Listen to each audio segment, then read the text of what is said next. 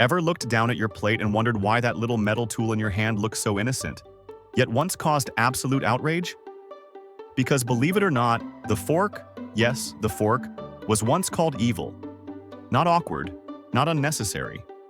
Evil, as in sinful. As in God will judge you for using this. Before we dig into that strange little scandal, do me a quick favor. Tap the like button.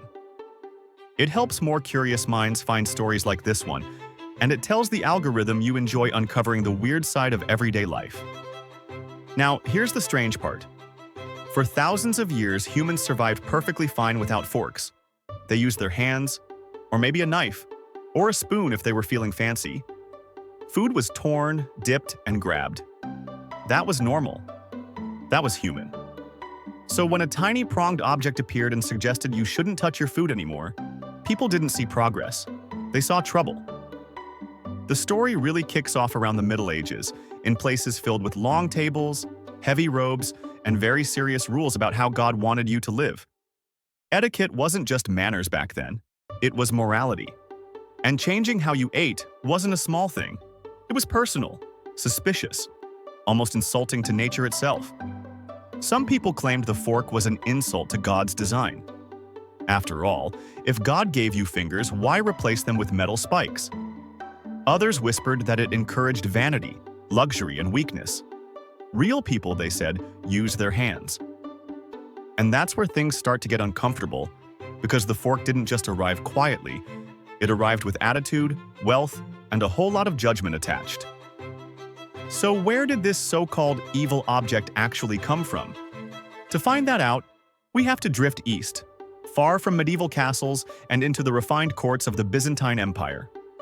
Here, forks weren't shocking at all.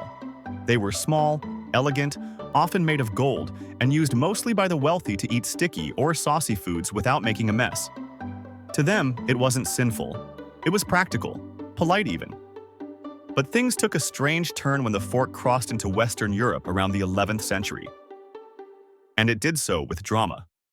According to old accounts, a Byzantine princess married an Italian nobleman and brought her fancy forks with her. At banquets, while everyone else dug in with their fingers, she calmly lifted food to her mouth with tiny golden prongs. People were horrified. Clergy reportedly called it an act of excessive luxury. Some even claimed her refusal to touch food was a sign of pride, as if she believed herself too delicate for God's gifts. And when she later fell ill and died, critics didn't miss a beat. They whispered that God was punishing her for using a fork.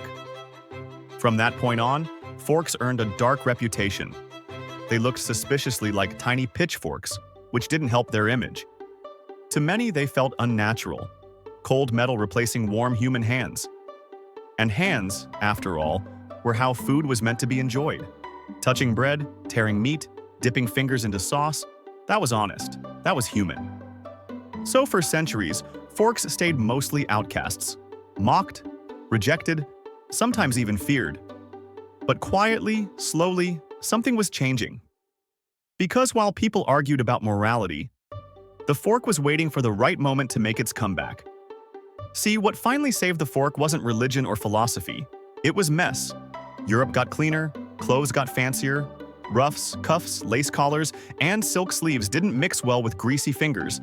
And suddenly, that evil little tool started to look useful. By the 1600s, forks began sneaking back onto tables in Italy and France, especially among the upper class. Not because people trusted them, but because they didn't want sauce stains on expensive clothing. Fashion did what logic couldn't. Once royalty adopted forks, everyone else followed. And just like that, the symbol of sin became a symbol of refinement. Even then, forks didn't look like the ones we use today. Early versions often had just two prongs and were mainly used to hold food steady while cutting. Actually eating with them still felt strange to many people. Old habits die hard. But generation by generation, fingers slowly retired. The real twist is that the fork didn't just change how people ate. It changed how food was made. Meals became less messy. Sauces got thicker. Portions became more delicate. Entire cuisines evolved because a small piece of metal made touching food optional. Today, the fork is so normal we never question it. It's always there, quiet, polite, completely uncontroversial. And yet, it once terrified people remind enough to call it sinful. So the next time you sit down to eat and pick up your fork without thinking, remember this. You're holding an object that was once accused of vanity, luxury, and defying God himself. If you enjoyed this strange little story, give the video a like, share your thoughts in the comments, and subscribe for more everyday mysteries hiding in plain sight. Because here at Water Cooler Facts, nothing is ordinary, not even the things you use every single day.